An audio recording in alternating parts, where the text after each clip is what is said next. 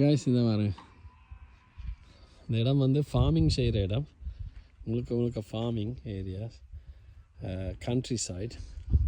Apple trees வந்து acre கணக்கில் நாட்டி வச்சுக்கிறாங்க. So very fresh. நினைக்கிறேன் பிக்கிறதுக்கு டைம் இல்லை, ஆனால் கொஞ்சம் சின்ன காயின்றதுனால கொஞ்சம் இன்னும் டைம் போகணும் தான்.